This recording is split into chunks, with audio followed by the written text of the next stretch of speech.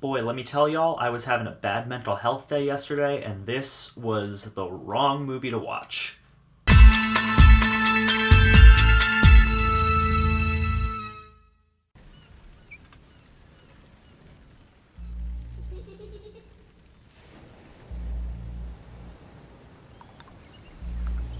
Swallow is the newest film from IFC, directed by Mirabella-Davis. It stars Haley Bennett as Hunter, a young woman trapped in a shitty, patriarchally dominant relationship.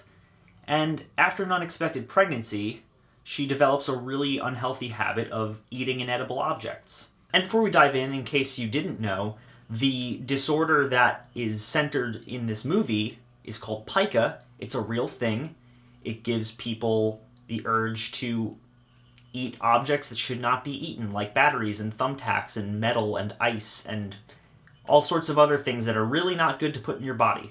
This movie actually played at Brooklyn Horror Fest last year. It's one of the few films that was playing that I was actually interested in seeing, but the screening ended up falling on Shannon's birthday, so I was unable to make it. And seeing as I was still very mentally unwell at the time, it's probably for the better that I didn't go. Because, damn, this movie is deeply upsetting. And as somebody who's been in a deeply oppressive, extremely toxic relationship in the past,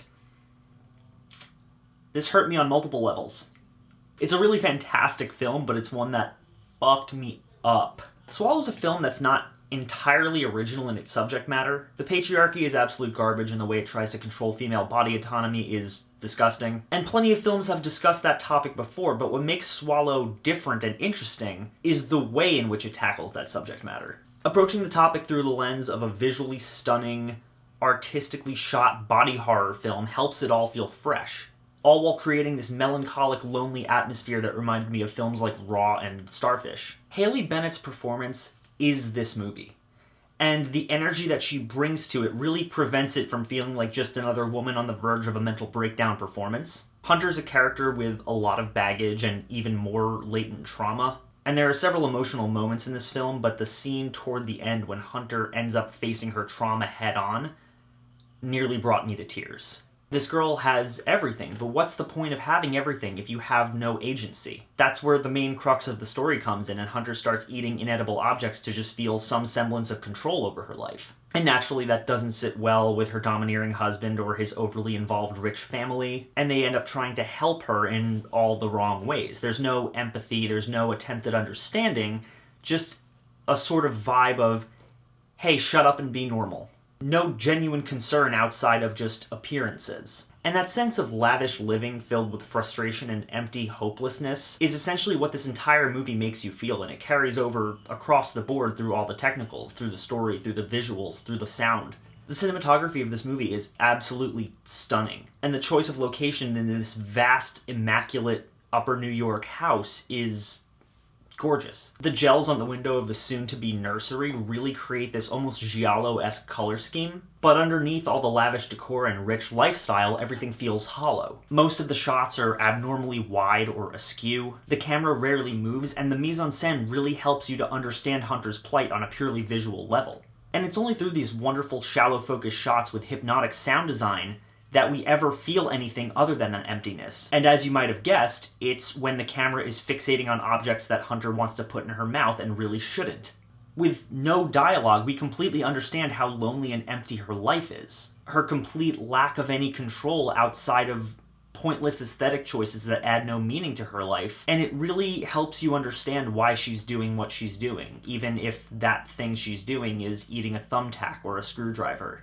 And that's what made this movie affect me so deeply. I've been Hunter in the past. I've been in relationships where I've felt completely trapped, where I've felt the need to suppress the parts of me that make me me, because those parts of me were wrong. Like Hunter, I was completely going through the motions to make my partner happy, ignoring anything needed to make me happy. And that resulted in a lot of depression and a lot of drama and a lot of anxiety that I still occasionally slip into. Now granted, I'm not eating sharp objects or batteries, but I understand the pain that this character was going through, and it really spoke to me on a deeper level than most films do.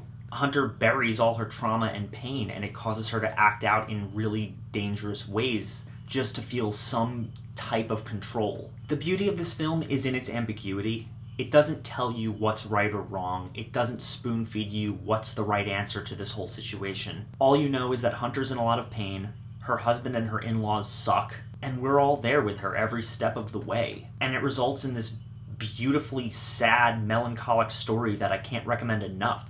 And I'm gonna say that Swallow is a must-see. If you're a fan of the message it's putting across, if you think that the artistically shot body horror sounds cool, if you want to see a woman swallow sharp objects, definitely check this one out. Maybe just don't watch it when you're in a bad headspace. As always, guys, thank you so much for watching. If you like this channel and you want to see more, click down there, like, comment, subscribe. There's a Patreon link down in the description. If you want to be like any of these cool people right here, check it out. Consider donating. I've got all sorts of new reward tiers, anything from access to my private Discord server, to access to exclusive videos early, to gifts sent right to your door once a month.